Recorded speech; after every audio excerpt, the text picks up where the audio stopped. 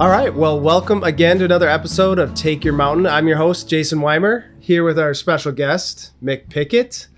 And last time we covered a little bit background on Seven Mountains, kind of how we derived that those are even a thing, but wanted to talk a little bit more about application to our everyday life. So with that, maybe kick off with some thoughts and maybe some questions from Mick. Yeah, just like a square one thing. Let's just imagination scenario. Let's say you became a Christian in the last year. You got into a weekly rhythm going to church. You maybe joined a small group or on a serve team or something. And then you hear something like you're talking about, the Seven Mountains and this kind of like big picture thinking. Yeah. What would you do first as this type of person to try to like integrate some of what you're saying into where they're going? I think where this whole topic really started to make sense to me was, kind of having been a Christian for a long time, mature or not, that's up to anyone's interpretation. But it was kind of like I've been around the church long enough, but went to youth group, Bible study, all this stuff, and for me it was around the college age time, so it was very practical. Like, what do I do? What do I do with my life? Like, I have this gift, this asset, if you want to say it that way. What do I do with it that's not just like kind of aligned, but like completely aligned? And I just felt like I had questions that that my church upbringing didn't have the answers to. And I guess intuitively felt that there was some deeper connection to who I was, what I was uniquely skilled and talented to be and to do, and that this was somehow connected to why I'm here on this earth. But there was this gap of understanding. And so as I started to unpack like what I would call, the Seven Mountains of influence and that whole concept, it was really ultimately, I believe, uncovering like a deeper spiritual reality to the entire world we operate in. We kind of learn about God and the enemy and the good guys and the bad guys, but it was starting to crystallize.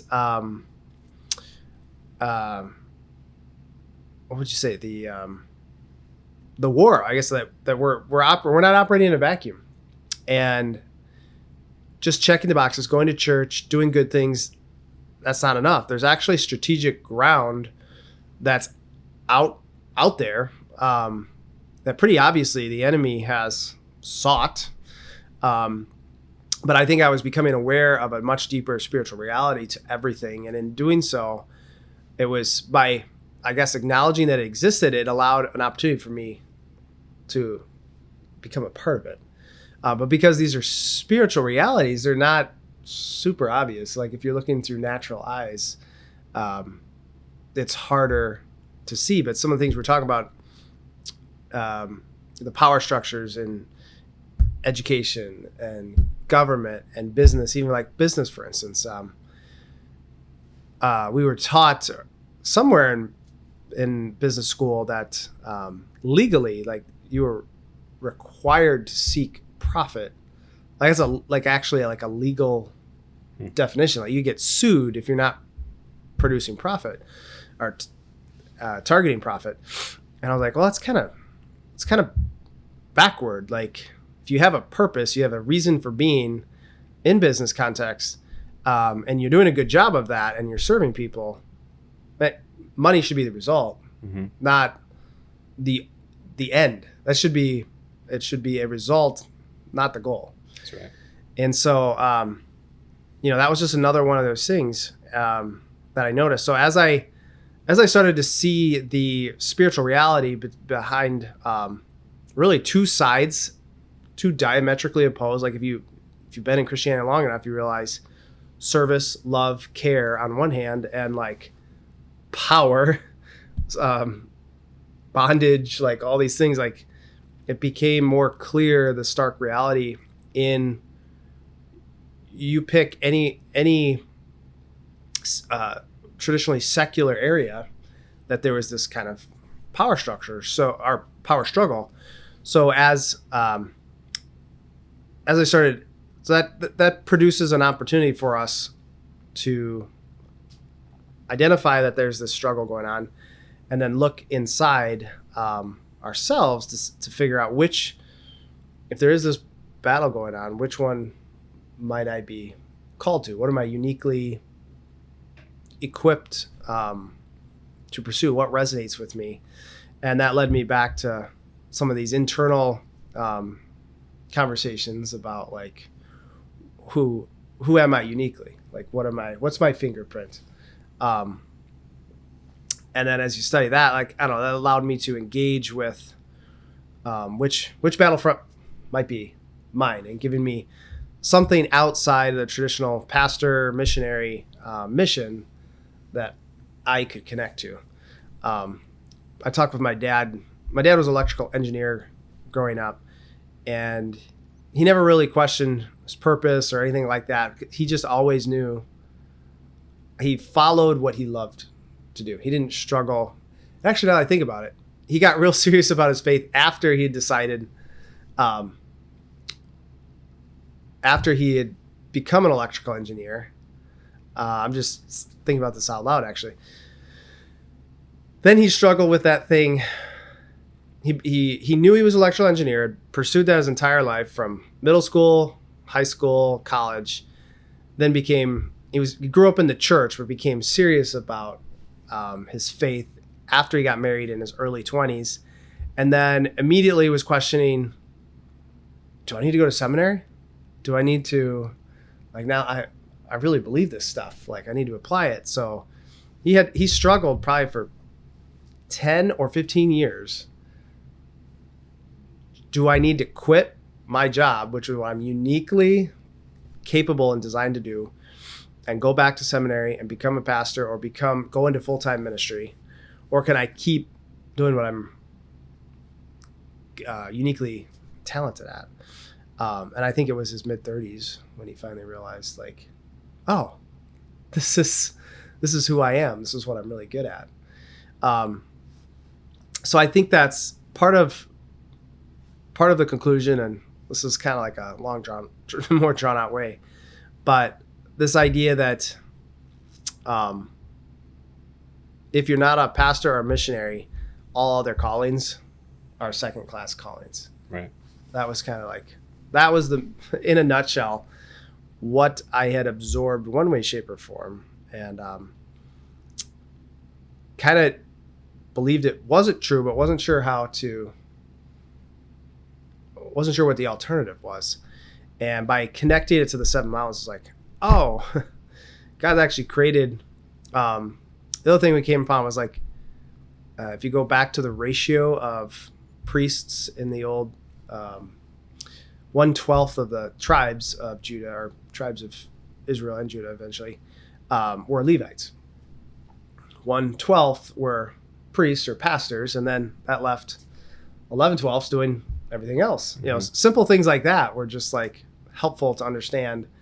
I can be fully who I am outside of these specific boxes, and that is me fully laying hold of my purpose.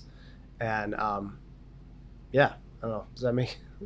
Yeah, it's great. And I think with that mindset, it allows you to start.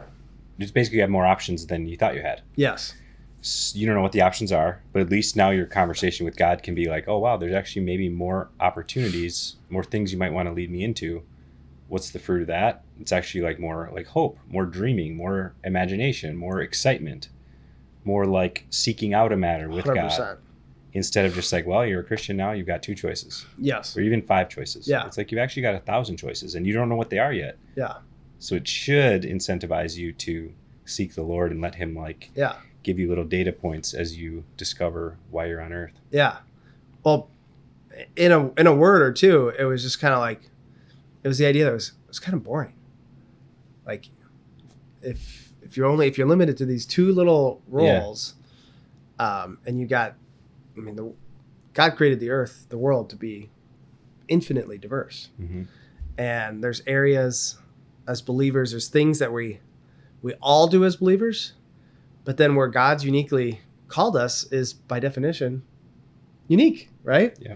So discovering that part of like what brings you alive, that was a big part of my passion, in my early 20s, like figure that out for myself. And then as I figured out for myself, like, oh, I bet a lot of other people would benefit at least from this type of conversation. Super helpful when it comes to, we talk about identity, we talk about identity of God and like what God's really like. Depending on where you grew up or how much you've learned about prayer or connecting with God, you view him as a certain way. Like everybody views God, if they're a believer in God, in the way that they view him. Yeah. They all have their view of him. And through this thing, like if you become a Christian in your denomination and you're asking people like, what is God really like? Or you're listening to what they're saying he's really like, you're just kind of absorbing that. Yeah. If you don't actually go to the source, go get into the word, look at his nature, start talking to God about like, what do you really like? I see these stories. Some of this stuff is kind of seems messed up. Some of it seems great. And some of it seems hard to understand. Yeah. I want to understand what you're really like. And then if you actually develop that with God, you start to see, oh, he's very creative. He's very loving. He has a lot of options. He's very like exciting and dynamic to be around. Yes. So then you try to take that against, oh, you become a Christian and there's only two options. Yeah. It's like, this does not compute with his nature. This cannot be the way it is. Exactly. But if you don't know what his nature is, then you can kind of just take it and be like, well, I guess there are just these options. Yeah. That's what everybody says. They've been Christians longer than me. They know better than me. Yeah. You go to the source and you start to read what God's really like. You start to ask him what he's really like, and he will illuminate more of what he's really like, and that will help you make decisions of the world based on what you're finding. Well, yeah, and what I saw a lot of people doing was we kind of resigned to a certain reality that instead of like having an open conversation about it, it's just kind of like this conclusion in the background that everyone just like sits with. It's like, oh, well, the pastor is living on purpose. He's doing a good job. And, we're just doing the best we can with whatever, you name the secular job. So it's very much connecting our work, the very essence of what we do in the world, at least has the potential to be kingdom, has the potential to be very purpose-driven. And then as I started to appreciate the larger battle going on, that allowed me to be even more strategic or thoughtful, be like, oh, not only, let's say you're gifted to be a lawyer or whatever it is, I get to choose how I apply that skill. Mm-hmm. And if I don't have like a spiritual understanding of what's going on, then I'm just going to apply it wherever I can make money. Mm-hmm. It's like, okay, well, we need to make money. Let's acknowledge that. But if you can take if you have a wider understanding of what's going on, where the lines are drawn, then it's like, oh, if I'm an attorney, I could work for XYZ scumbag, or I could work with somebody creating a cool new company that's doing something pretty neat, serving people in a unique way. All things equal, if they both pay $500 an hour, which one am I going to take? Mm-hmm. Right? So I found the construct very helpful to acknowledge I do have a purpose, and it doesn't have to be one of the two, full-time ministry to fit in that box. And then to connect it to, wild at heart, we talk a lot about that stuff, as at least from a male's perspective, having a war or some larger mission to connect to, like something that gets you up in the morning. Mm-hmm. Like, why are you doing what you're doing? To me, that's everything. So that was a big part of the process. Yeah, it's a little bit of we talked before about, let's say you become a Christian and you think there's just these two options. And what we're trying to help people understand and learn ourselves is like, there's a process to get into, and you're going to fall into different roles based on what God is showing you. So we talk about recruiters, who are out there kind of like evangelizing.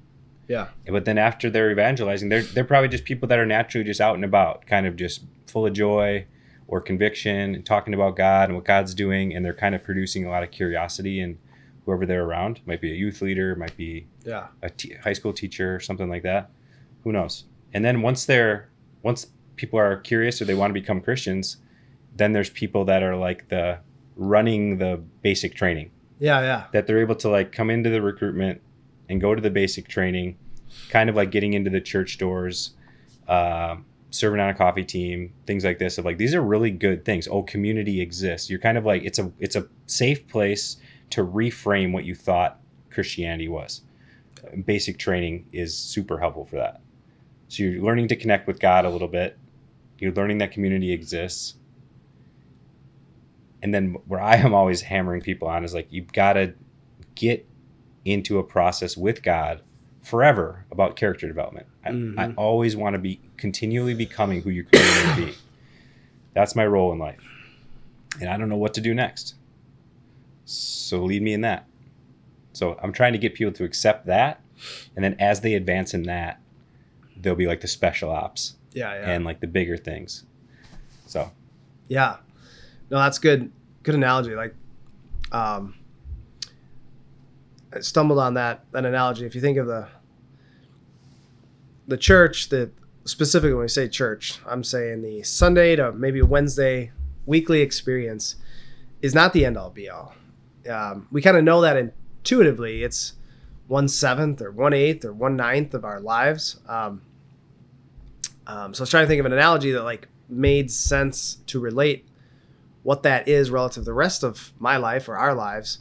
And that's if we are in a larger spiritual environment, therefore a spiritual battle of sorts, not really of sorts, we're in a spiritual battle.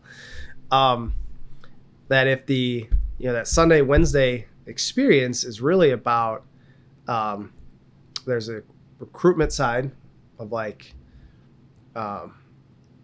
we believe in, we're fighting for something worth fighting for, which is really at the end of the day, if you boil it down, it's love. That's really what we're fighting for, how to be loving in all these areas.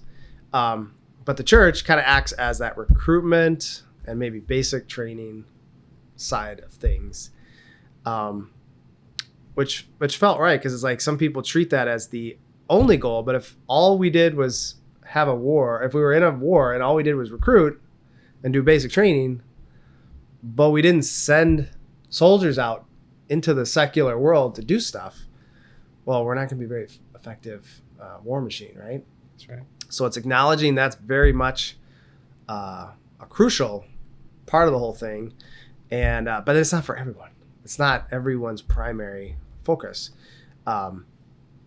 If you're over, let's just use World War II. If you're over at the Battle of the Bulge, and you got bullets flying past your ears, you have a job to do right in front of you. You are not recruiting. You're not, to use the like the classic on the sidewalk, having awkward conversations with people, right? You are you have a division, you have a general or somebody you're serving under, and you have a job like right in front of you. And once you start playing with that analogy, it's like, that starts to actually kind of fit pretty well, because you've got, kind of everyone needs to come through basic, everyone needs to be recruited. And of course, as you're being a really cool soldier, that should shine light and should be attractive. If the battle's not finished and it needs to be moved forward, then that means if you're doing a good job by doing your role, you're going to be attracting other people in, because we got to win the war. So you're kind of recruiting just by doing you, right? Yeah. And then it kind of opens up the whole, like, not everyone's mission is the same. Some people are going flanking to the right, some people flanking to the left, some people doing this. There's different levels of leadership. There's different levels. If you want to go to some specialty school, like you get into the special ops, like they're in a school upon a school upon a school that 99% of people don't even know what they're talking about, right? Mm-hmm.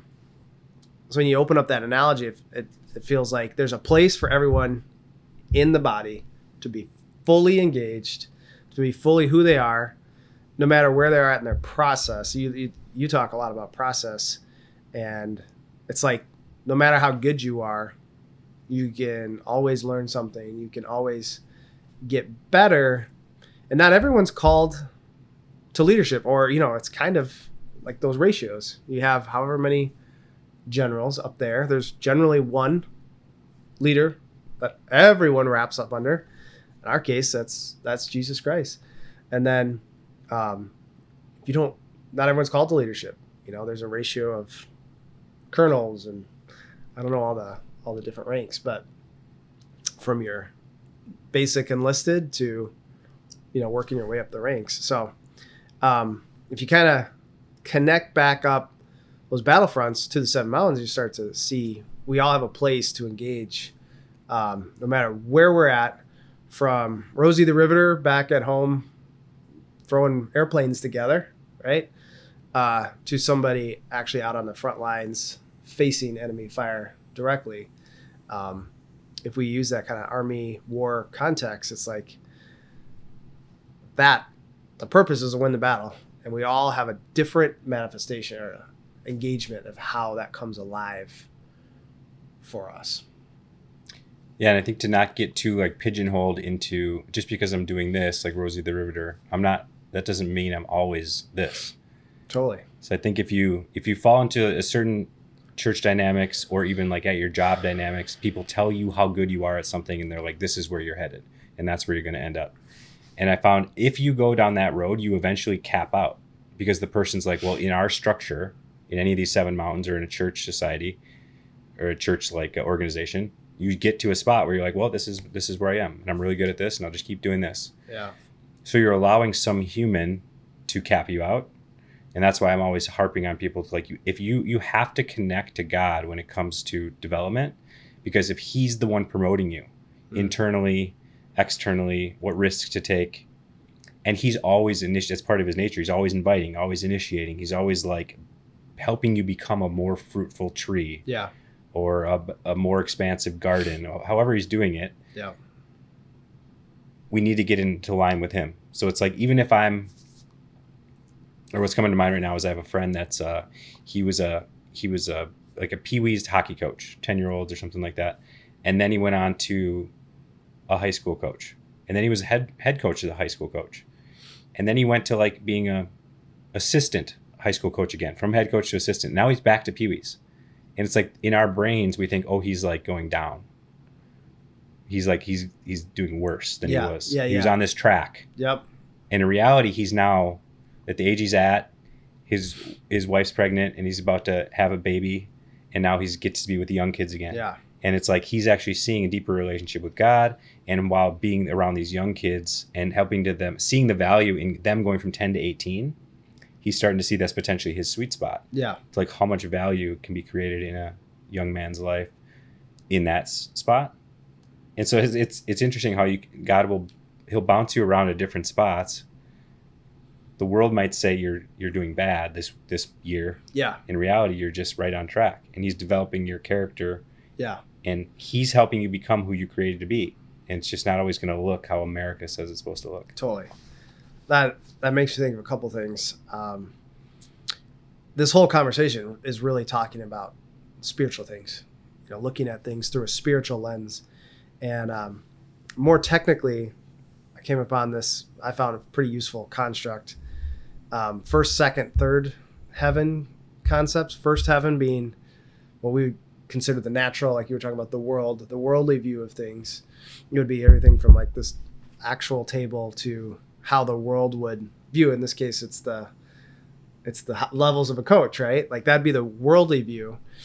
But if you're truly discerning spiritual things, using your spiritual eyes and ears, going direct to the Father, the King of Kings. Would you distinguish between Father and Jesus? But in this case, let's just say it was Jesus. As you engage with him and understand what he's having you do as the ultimate commander of this whole thing, oftentimes there's super counterintuitive ways that we can engage in purpose. Mm-hmm. because what gets valued in the spirit and what gets valued in the world sometimes overlap, but oftentimes are very counterintuitive. And I think of, we talk a little bit. I read a bunch of like near-death experiences at one point, Mm-hmm. and like a certain aspect of that was it's basically people, if you're not familiar with the concept, people that have almost passed or basically passed and came back, will oftentimes have these experiences where they gain spiritual knowledge about things and come back and talk about it. But there's a component of that was basically lists and lists of counterintuitive ways that the spirit thinks about things and how that we can compare to how we might think things. And something simple like how God grades on a curve. One of the stories was that there was this homeless guy, and there was like this dog. He had a difficult life, difficult day, and he was walking by this dog, and everything in him wanted to kick that dog. And he decided he wasn't going to kick that dog. And there was this idea that spiritual act was greater than somebody who had a wonderful life, gave millions of dollars away. I was like, that kind of makes sense at a certain level, that if you're grading on a curve, like all the things that led him to want to kick the dog, like, to say it another way, if we put ourselves in the same shoes and had all the same exact experiences, what would we decide to do? Well, a lot of us would probably kick that dog, And if you reverse it and say, hey, you had all these great experiences and you had great opportunities, a great family, loving family, you had opportunities to create earthly wealth, and you gave it away, which is better? Well, it at least makes you think, Mm-hmm. Or, a lot of times with Seven Mountains, it's easy to focus on the really big things, like taking this mountain, like sticking it to the man in whatever area. But how, one of the near-death experiences was, someone was coming for this. What's my purpose? Why am I here? What's, this unique download or something like that. And the message he got was, love the person you're with. I'm created like this. This is, you could ask tons of questions, but he's coming back to love the person you're with. And such a crazy simple concept, because I do think there is more to like your uniqueness and what you're going to be doing and all that stuff. But if you just like broke it down to that, if there's a purpose within every purpose, that's really a really simple, like disarming way to say it. No matter whether you're an attorney or engineer or a pastor, just how stinking simple and really hard, right? Think about that. Like, just love the person you're with. That's convicting. You're with your kids, you're thinking about work, you're thinking about this, you're thinking about that, like being present, but part of what we're speaking to is just that spiritual things and natural things sometimes align, sometimes are very different and very counterintuitive. And if you don't have a strong connection with God the Father and his view of you and what you're doing, you'll get bent out of shape pretty fast. But if you have that, like the peace that passes understanding, do whatever you want me to do, whenever you want me to do it. And I kind of care what people think, but I'm going to choose to do whatever that is. I care more what he thinks. That's another, simple way to think about it. That's cool. The other near-death experience line I've heard is same situation where Jesus is saying to the people or to the person in the near-death experience is like, did you learn to love? Yeah. It's the same idea. So it's like if you read through the Bible and you find the whole theme of it, you could break it down into one question like that. And then if you grab onto that and you say, well, this isn't going to be my life's mission of how do I learn to love, we could have our own ideas of how that process should look like. Yeah. But why wouldn't you just go to God and be like, I want to learn to love. What's first? Yeah.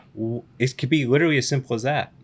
We put so much noise and religion and all sorts of junk in there. And it's like, God, I want to learn to love. I have no idea what to do. What's first? Yeah. And that will lead you down a path of becoming who he created you to be, which is a person who loves, freely receives, and freely gives. That is his path for you. So whatever it takes for you to get into the process of becoming, whatever motivational item it is, whether it's love or obedience to God or however you want to do it, the most efficient way to live and the most fulfilling way to live is to ask him, what's next? Let anything be on the table, internal, external. Totally. Well, that as you say that reminds me of the verse. My wife's the really good one at word for word. But it's the verse that talks about love, and you can prophesy, you can do all these wonderful works that look really cool. But if you lack love, basically you're missing the entire stinking point. Which is really a cool, a simple way to come back to ultimately the whole purpose of creation could probably be summarized as learning how to love and expressing that love. And it is as simple as that, but the uniqueness that God created us to be speaks to what we are uniquely positioned to love from, by when we use those skills, when we use those abilities for his glory. That is the way we express that in our most profound ability. And oftentimes it's what we take for granted, that we're like, oh, that's just what I do. Yeah. That's just what you do because God made you that way. So it is as simple as that, but it is also specific, because I like to look at it both ways, like keep it really simple, but also I think we all desire to express that uniqueness in us. Like, what makes me different? What's my fingerprint? Mick's like Mick, Jason's like Jason's, Nate's like Nate. Until you scratch that itch, at least for me, it was like this creative urge or unanswered question, any number of ways. But like once you kind of find that blend of understanding that it's all about love, but then what am I uniquely equipped? Then it'll change from season to season, right? But you'll have overarching themes. And then what's really cool is when God asks you to do like that backflip thing that you're like, what do you want me to do? Like, I didn't think I was uniquely gifted to do that. Like Moses comes to mind with speaking and all. I'm supposed to lead these people? What are you talking about? I've been in the wilderness. I killed a guy. You're like, seriously, me? And he's like, yeah, don't rely so much on you. Rely on me. It all comes back to that continual conversation and engagement. And that's how the trust is built over time. Because it's like right now I could say, hey, you're supposed to be the CEO of this company. And you could be like, no, because of this, this, and this, there's no chance that I'll ever be. Yeah. You just don't trust me in that way to speak that type of life into you. Yeah. So many people I try to speak encourage. I feel like I'm hearing something from God and I tell them and they just want to disqualify themselves instantly. Because they haven't built the trust or the belief system with God of like, wow, that seems way out of reach. Like even doing a podcast, if you would have told me a couple of years ago, like, hey, you're going to be on some podcast or something, I would have been like, that's terrifying. I'm not doing that. Or I really don't want to do that. I don't know what I'll say. And just all these reasons. But slowly over time, God just invites you into bigger and bigger risks that you're designed to take. Yeah. And he's just there inviting you into the next ones. Absolutely. As you say that, what comes to mind actually from our sermon this weekend, how much fear plays into this. Fear and risk. Well, really, that's what we're saying. When we say risk, we're saying, concern that it won't turn out in a good way. Not even necessarily how we think it, just in a good way. And another really simple construct is just to do the scary thing. Mm-hmm. Like the enemy is constantly trying to scare us from being who we are. Yep. Because being who you are requires you to actually take a step in that direction. Mm-hmm. And like you talk, like the Lord is so gentle. And if you think you have kids at all, like you kind of makes sense. Like if you know your kid's capable of, I don't know, jumping the Grand Canyon, right? Someday they'll be able to do that. You're not going to start, you just chuck them off the cliff, right? You're going to allow them to, I'm thinking Evel Knievel for whatever reason. You're going to allow them to work up to that. Exactly. So if you're about to be a Christian, about to go all in for God, the enemy's there going, he's going to make you jump. He's going to make you jump. Yeah. Don't do it. He's not, he's speaking this fear. He's projecting a twist on the nature of God. Like you actually can't trust this guy. Yeah. He's going to make you do something that you can't do. Yep. There's always just this little cunning it's little. Gonna turn out so it's going to embarrass you. It's going to cause shame.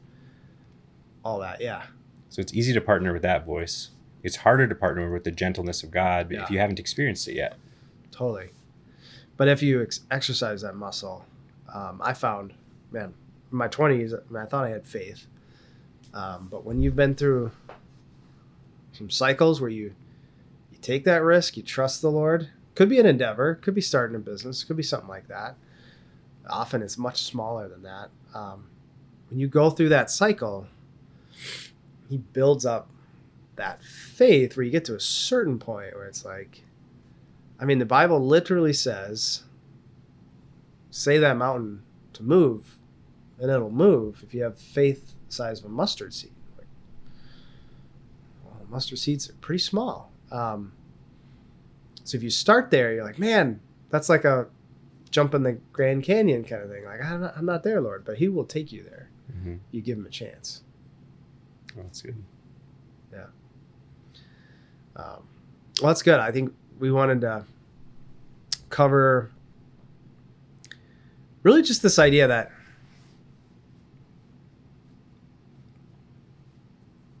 I don't know the best way to summarize that there really is a reason you're on the earth. It's altogether simpler oftentimes than we make it to be, and infinitely complex. It's like a both and. But that there is purpose for you. God created us. Like, I believe this.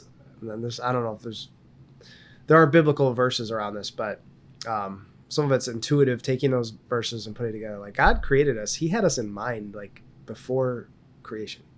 Our spirit, our essence, who we are. Before we came in these earthly bodies, we were in some sort of spiritual reality with him. And he knew who we were. He timed us. Some of those even NDEs talk about like this idea of choosing your parents and what you're going to be doing. And then there's like this idea of a veil of forgetfulness where it's like you do all this work and then you come here and you kind of agree that you won't remember explicitly all this stuff. And then you kind of get to discover it throughout life. It's so big and so small and practical all at the same time, but that we can live life daily and yearly, decadely, on purpose. We can discern our uniqueness, what we're here for. And oftentimes it's just the simplest step, one step at a time. Yeah, Matthew 6:33 is super famous verse. Seek first his kingdom and his righteousness, and all these things will be added unto you. If you can apply that verse actually to everything that you're doing, like that's the way you win. Like that's the way that Jesus won. You're saying like, God, I want to learn how to love. Well, I only know how to love this much. Yeah. And as your character develops, as you live a lifestyle of risk-taking with God, if you just get into the process of becoming who he created you to be forever, then suddenly he'll not only like remove debris and trauma and pain and bring healing and restoration, he'll also fix your container. And then he'll also fill it to overflowing, and then he'll expand your container. So it's like he sees your ability to love as this big. Yeah. And he's always inviting you, and he's saying, you're only this big, but I'll train you into learning how to be filled with more love throughout the process. Yeah. So it's like if you could just change the game that you're playing to that. And you don't even have to focus too much on your vocation or the marketplace or whatever, just to know in the back of your mind that he could put you in any field, any of these mountains, any of these places. You can make a dynamic impact if you seek first this relationship with God and these risks taking with him. What'll be added unto you? Which job? Like he'll start to make that stuff clear. You don't have to focus all on that, you know? Yeah. So this is the main thing. It's the core. Everything flows out of that you're deepening a relationship with God. He'll make it clear which people you need to forgive, which kids you need to encourage, which job interviews you should take. But if you just focus on the job interviews, or you focus on your parenting, or you focus on whatever else, and you put this thing on the back burner, you are going to be less efficient than you could be. So it's like you want to humans have to choose something to let their life orient around, their main top dog. And if you let that be your relationship with God increasing, that is it. Every single day, I'm fighting for this to increase and trusting that the Bible is true. And that if I do that, everything else will become more and more clear and come into more focus. It's always the temptation to slip into, but I've got to work on this a little bit more. This has got to be my main focus. And our life starts to orient around our parenting or our kids in sports or our job or our career or whatever it is. And suddenly we're like, God's there. I'm still a Christian. I'm still doing some stuff. But it's like all decision making has to flow through your kid's sports or whatever it is. Yeah. And it's like there's a way to hold this as the number one governor of your decision making, life, north. Everything. Yeah. So to take the pressure off of people, this way of living is light and free and awesome. Yeah. It's so attractive. It's so amazing because you're just in this risk taking with God. You're getting to know him better. You're getting to know what he thinks about you more. You're stepping out of your comfort zone. It's like this awesome. It's like for men especially, it's like the best game to play. Yeah. You're always improving and you're always working on stuff. And when you make mistakes, you know that God isn't shaming you. He's just picking, he's like, come on, get back up there. Just like you would for your kid as you're training them. So that's the game we can all play in any field, whether you work in McDonald's, a gas station, a CEO, it makes no difference. You can play this game anywhere, anytime. You can start today. What do you want to talk about, God? I'm in. I want to become who you created me to be. What are we doing? Yeah. And as that develops, everything else comes into more clarity. Totally. And what came to mind as you were saying that was, it took me back to I think it was the Garden of Gethsemane when Peter, they were about to take Jesus and Peter hacked off the guy's ears. And as men, we want a battle to fight, right? And you want to, there's like this energy inside that just needs to be expressed. And in the natural, in the first heaven world of things, in that sense, it was like, you're attacking my Lord and Savior. I know what to do. I'm going to whack your ear off. But as you were saying what you're saying, and then coming back to this idea of like love and light, as you do that, what you're actually doing, you're spending time with the Heavenly Father. You're understanding who he is more clearly and what he has for you. So like literally your heart, your spiritual essence is resonating with his. He's revealing it as you press in. Yes. Yep. And as you express that, as you learn effectively how to love better and better, imperfectly, none of us are perfect.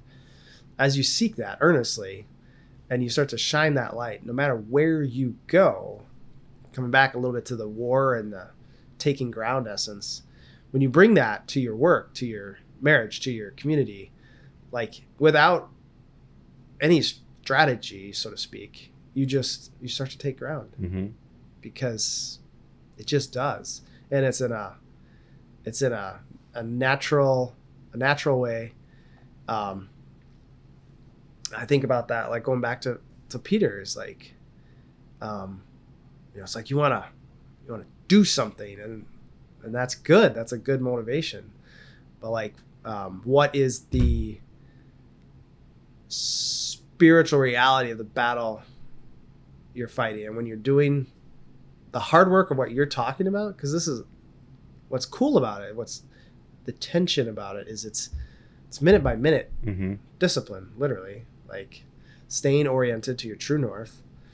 And if you do that long enough, you stack a couple of weeks, months, years, decades on top of each other, all of a sudden you now have the character to go after bigger things of God when you're faithful in the small.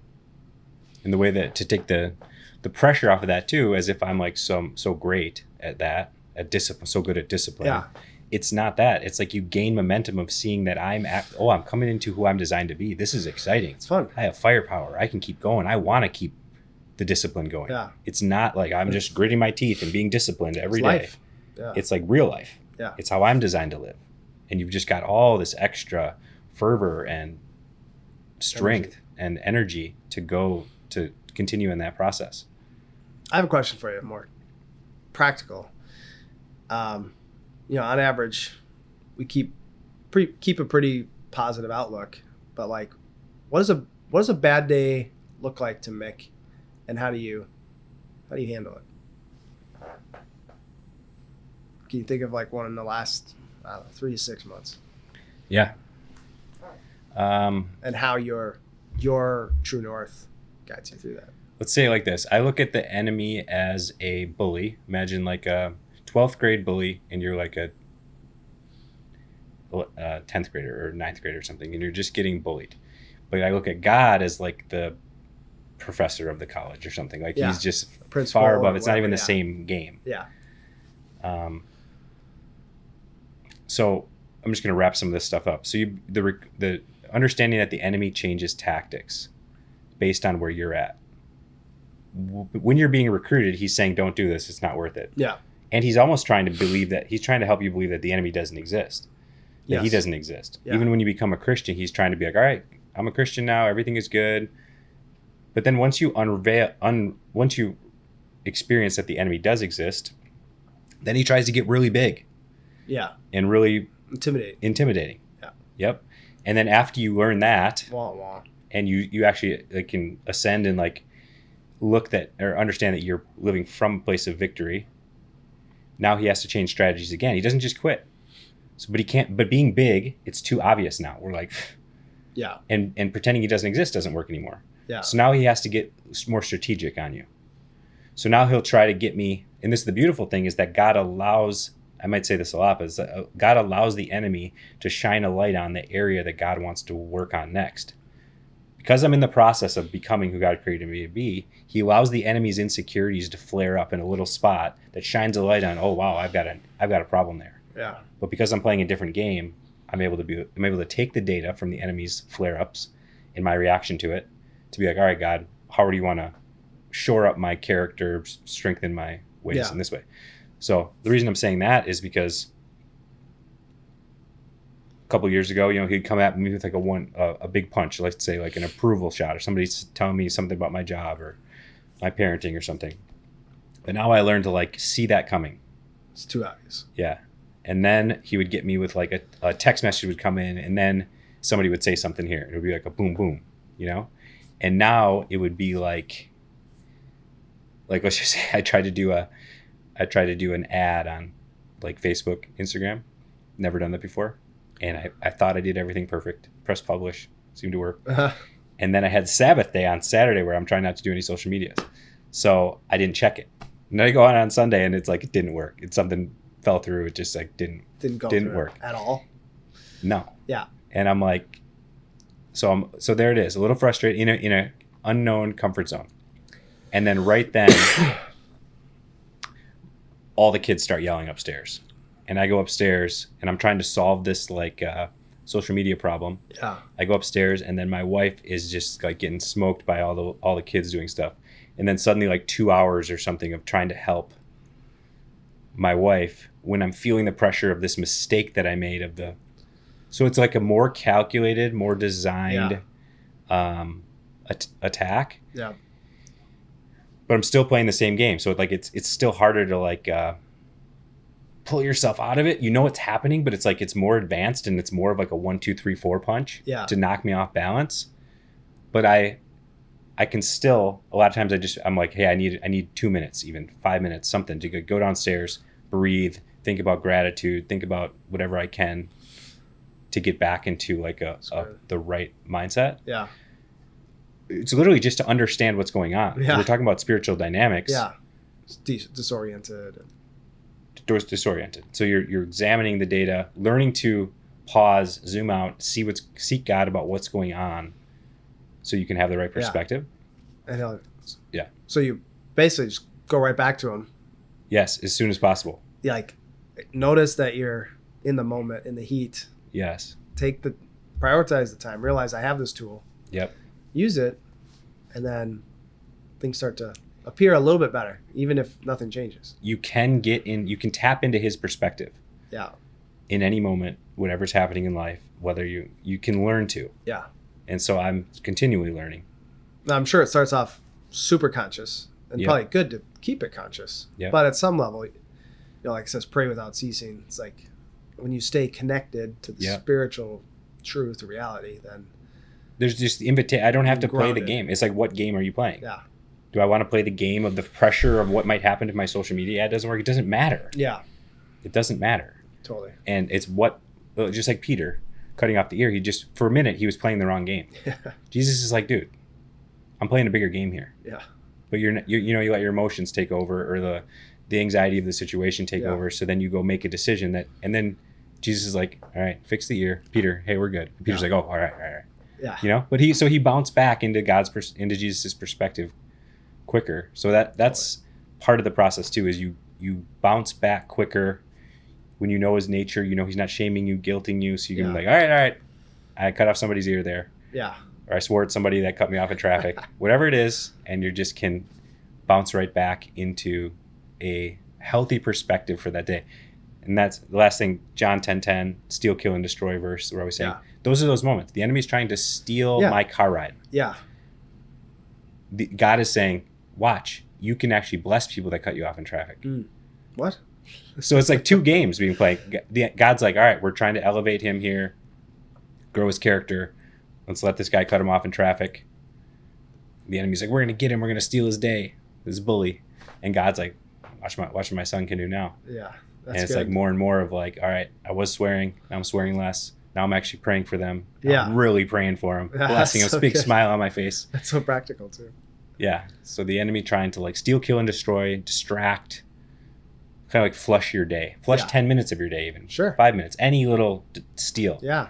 And God is always allowing, those are moments that we can opt get out. better. Yeah. Bounce to him quicker, get into his perspective more quickly. So I can, when you ask me a simple question like that, it's like, that's what's going on in my mind of like developing, what's the invitation here? What game is being played here? Yeah. Who are the players? What's happening? Yeah, that's good. Just along that subject matter, one of my summaries, go-tos is just like, I have like a no drama policy. I'm not perfect at it, but I'm much quicker. Whatever I've started to just notice energy or like anxiety. Like if it starts to rise at all, it's just like, it could be a tricky thing. Yeah. But just noticing it. Do I feel my adrenaline pumping? Do I do this? Is it not for fun? Like I'm playing some sport or something. I'm not noticing it. It's yeah, huge. just noticing it.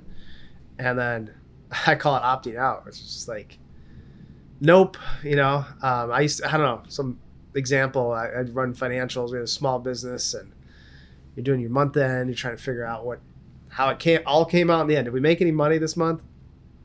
And inevitably you'd have like some entries that weren't, some expense hit and the revenue wasn't there yet. And it's like, oh, we lost this or whatever it is. And you're like, oh my gosh. And you'd go through this roller coaster emotionally. And then you realize, I'm just missing this thing over here. Or maybe it is that bad, but wait till the end. It's like one of the practical applications.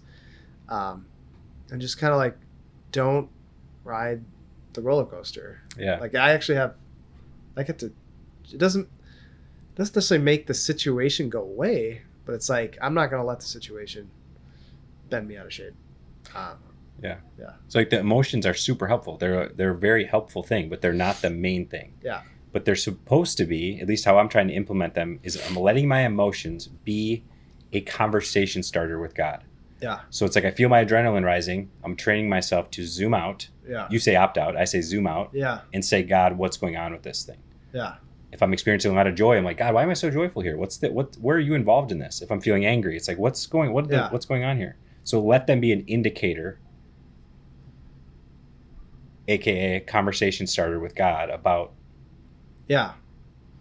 Well, I think in my case too, it's probably what I'm doing at some level. You kind of just develop these habits, right? But the truth, there's a lie that's trying to come at me, Mm-hmm. which is this thing is the end all be all.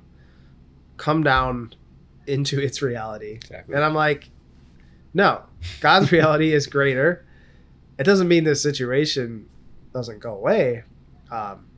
But God's truth is, no matter what the situation is, there's provision, protection, one way, shape, or form. It's not going to be the end of the world. And so you're kind of tapping into that truth and seeing the recognizing the lie real time. And we still have plenty of difficulties. Yeah. I want to say one more concept I just heard on the way over here that felt timely. It's just an interesting concept where it's like when it comes to language with God, I don't know if maybe it's connecting with some people that are listening, maybe it's not. When I'm always talking about connecting with God and talking to God and what that looks like. Yeah. And there's some relational language that's developed with God that is like, oh, I kind of get it now. I'm kind of understanding. It's very easy for me. It's like I'm fluent in some extent with God. I'm fluent with my relationship with God. I can see him in a license plate and not be all weird. Might be, oh, that was kind of fun. Was that you, God? And have a little conversation when I see something on a license plate or whatever else. Yeah. There's this like interaction. It's like I'm fluent in my relationship with God in that conversation. And I think what happens is people get into some church settings and it's like, imagine you are, the analogy I've heard is like if you're like let's say at a private golf course and people talk about golf and they talk about things of that. But then you're like, you come across somebody that's from like a desert or like the inner city and has never golfed and you're using golf language. Sure. It's like you kind of know what golf is, but you don't really know. You're missing a lot of like the relational depth of the conversation. Yeah. So it's almost like, or you could just use Spanish and English. Let's say you become a Christian and it's like people are talking about God and your identity in Christ and these truths of the Bible. They're true, but they're like somebody speaking Spanish that like learned in high school and then went to head Mexico. knowledge, heart knowledge, like like you could hear it, kind of get the idea of it. But when you know it for yourself, that's when it becomes fluent. Yeah. Yeah. So I think that's where a lot of us are, is like, it's as if we learned Spanish in high school and now we're in Mexico and people are having all the conversations and we're like grasping a little bit what they're saying and we're kind of can get by, but only when you can actually like develop this thing with God where you're actually more and more fluent in not Christianese garbage. It's a connection. You're fluent in a connection with God on a daily basis. It's completely unique to you. I've never thought of it that way until today, where it's you can get fluent in your connection with God, because that might seem foreign to a lot of people at this point. Yep. And he wants that. Yeah. That's all he wants. Yeah. It's the main thing he wants. That's good. Yeah. Cool. Well, we covered a lot of ground today. Really, we did cover a lot of different subjects, but just in this whole area of purpose and 7 mountains, trying to break down what do we do once we're already believers? Like, what do we do? How do we live this out in a profound way, in a connected way, in a daily way, a practical way, and ultimately an effective way? So we'll continue in this series covering more practical steps, even laying out where some of the front lines are, some of the missions, so to speak, that are out there for us to engage in. But so much of it starts from just the daily steps of practicing, learning to be a good soldier before you're going out trying to start a fight or something. So practical. Thanks Mick, for all your insights and really day-to-day, moment by moment conversation. Thanks.